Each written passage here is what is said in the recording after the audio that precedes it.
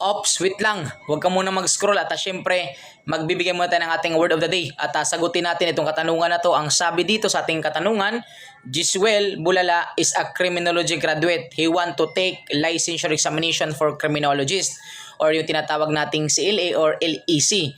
This August daw, no? What possible remarks given to Jiswel Bulala after taking the SID examination?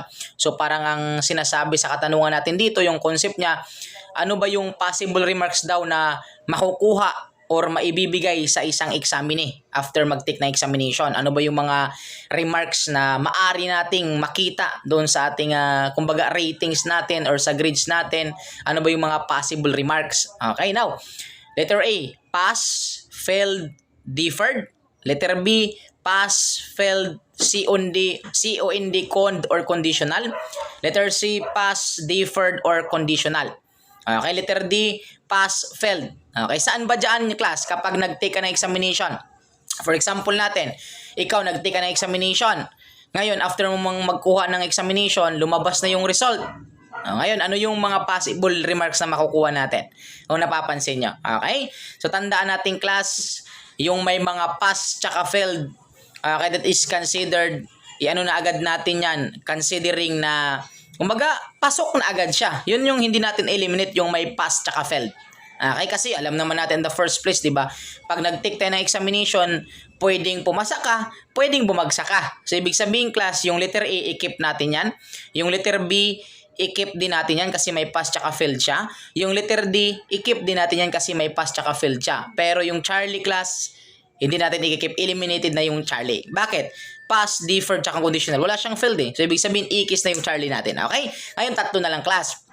Tandaan natin class dito kasi sa atin sa ating examination sa criminology natin or sa pagiging criminologist natin, meron tayong tatlong magiging remarks doon, di ba? Tatlo yun class ha, tatlo. So ngayon, dahil sinabi ko tatlo yung magiging remarks natin, so ikis na yung delta. Kasi dalawa lang naman yung delta eh, pass tsaka failed. So ibig sabihin, yung Charlie tsaka delta natin is eliminated na. Ngayon dito tayo class, mamimili tayo. Kasi para masabing puro tama yan eh. Puro tama yan sir eh.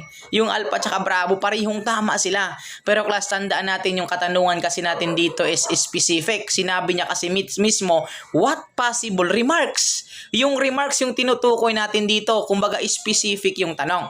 Tandaan natin class, kapag itong si Jiswel Bulala, nag-take siya ng examination, tapos nakakuha siya ng weighted average na 75%, tapos wala siyang grade below 60%, that is considered pass yun. So, ibig sabihin, isa sa magiging remarks is pass.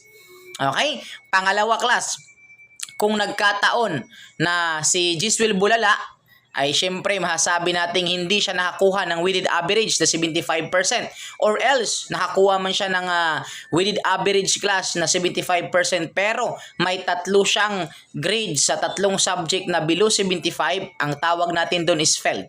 Ibig sabihin class, ang remarks para pwedeng pass, pwedeng failed. Ngayon, sa pangatlo, ano yung pipiliin natin? Deferred or COND or conditional? Conned or conditional?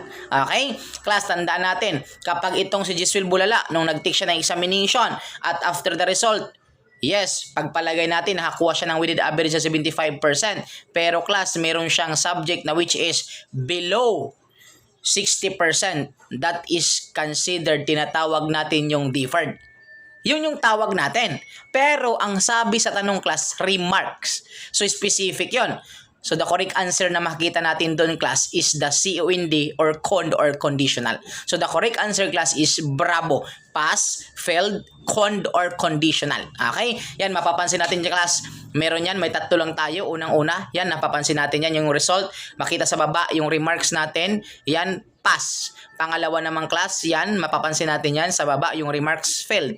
Pangatlo naman class, makita natin dyan sa pangatlo, yung remarks is COND or conned or conditional. Okay, sana nakatulong sa inyo ito. At syempre, ito pa din ang inyong lingkod, your Mr. Word of the Day, Emmanuel de Master Schumann, Villa Easter Villa Carlos sa CVRC National Lecturer and a registered criminologist. Nagsasabi sa inyo na para pumasa sa board examination, kailangan natin ang baso siya at tsamba. Baso siya, basa, sulat and share, sabay ng tsamba, tiyaga, sipag at manalangin bawat araw. Thank you so much. God bless you all.